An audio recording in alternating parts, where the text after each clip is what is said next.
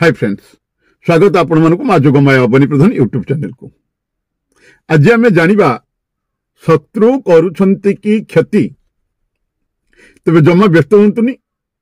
एही उपाय द्वारा आपण को इशारा रे चलिबो शत्रु। तो फ्रेंड्स, ए बाबद कहवा पूर्व मुझे कही रखुच्छी, जदि आपण एपर्यंत आम चैनल को सब्सक्राइब करना तले थी बटन उपर क्लिक कर ऑल बटन उपर क्लिक कर दिंतु, जहाद्वारा आम समस्त वीडियो गुड़िक आपको शो कर आम चैनल टी सब्सक्राइब हो।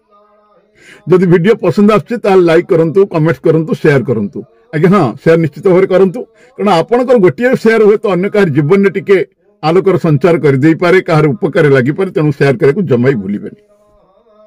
एवं ता सहित मुझे कही रखुच्छी, जदि आपण ए मानसिक ठाकुराणी माँ जोगमाया को निज गृह निजर व्यवसाय प्रतिष्ठान निजर फैक्ट्री आदि प्रतिष्ठा करने चाहते, ता सहित मदंग प्रतिष्ठा, महालक्ष्मी जंत्र प्रतिष्ठा, गृह शुद्धि, ग्रह शुद्धि, नवग्रह होम, गृह किलन एवं वास्तुदोष निराकरण ये सब जब आम पंडित मान द्वारा करने चाहते आम द्वारा करने चाहते दि जा नंबर आप जोगाजोग करंतु।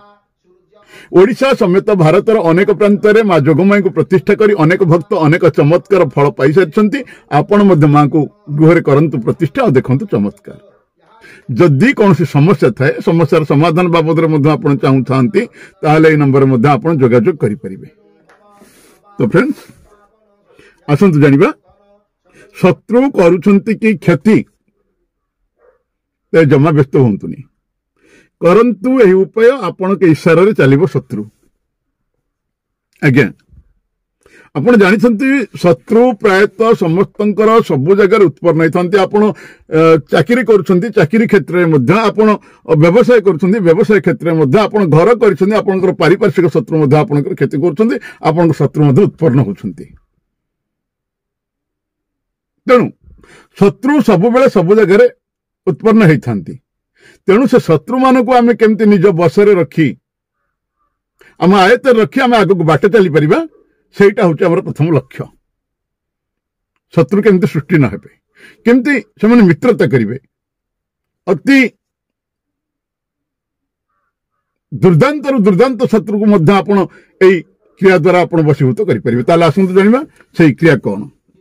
जदि आपण को कोनोसी शत्रु बारंबार हैरान करूछि, आपण ताठर मुक्ति चाहूछंती, तबे ए उपाय को मात्र गोटे थर आपणतु। उपायटी एते फलदायी, जार प्रयोग द्वारा बड़ बड़ शत्रु मध्य किछि दिन आपणकर मित्र हो जिवो। आ आपण जहा कहिबे से ही करिवो। ताले आसंतु जानिबा से उपायटी संबंध से उपायटी कौन। शनिवार दिन यह कम करवा, उपाय को आप शनिवार को करने को पड़ो। आवश्यक सामग्री कौन ना, सर्वप्रथम एक कला रंगर कपड़ा आनिबे, दुईटा हलदिया लेंबू आनिबे, गोटे धड़ा कागज आनिबे, आ टिके सिंदूर, ए समस्त को एकत्रित करिवे। शनिवार दिन प्रभातर स्नान शौचादि सारी काली मां को मंदिर जाई लंब होई अध्या पड़ जिवे। तापरे आपण शत्रु बाबद मां को पाखरे जनइबे। तापरे मंदिर रु सीधा कौन से सुनसान जगह को जिबे, से जो लेंबू ऊपर से स्त्री किंबा पुरुषर नाम लिखिबे, जहा को आपण मित्र करबा पई चाहउछन, आपण मित्र करबा पई चाहउछन, जो शत्रु को आपण निज बसर करबा पई चाहउछन, जहा को आपण इशारा रे नचेबा पई चाहउछन। आ अन्य लेंबुटे कोन करिवे ना, आपणकर नाम लिखिबे। तापर धड़ा कागज ऊपर से स्त्री किंबा पुरुषर नाम नेली कलर सही रे पेन द्वारा, नेली पेन रो सही रे 201 बार लिखिबे। केते बार? 251 बार। भूल कहली, 251 बार। एबे से दुईटी लेंबू को धड़ा कागज ऊपर रखी ताको आपण पटली बांधी दियंतु, पटली कर दियंतु, पुड़िया कर दियंतु।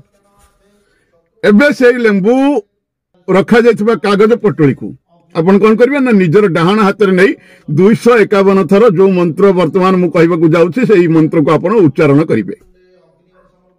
मंत्रटी कोन?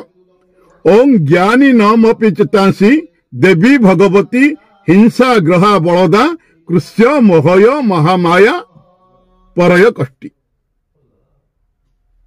आउ थे कह रखुची ओं ज्ञानी नमपि चेतासी देवी भगवती हिंसा ग्रहा बलदा कृष्य मोहय महामाया परय कष्टि मंत्रटी को पूरा पढ़ी सारिबा परे दुईट जाक लेंबू को कागज बाहर करदेवे एबे जो लेंबू रे आपण शत्रु नाम लिखिछंती ताहाको काटी तार रस टिका को आपण पी जा तार रस तक आपण पी जानतु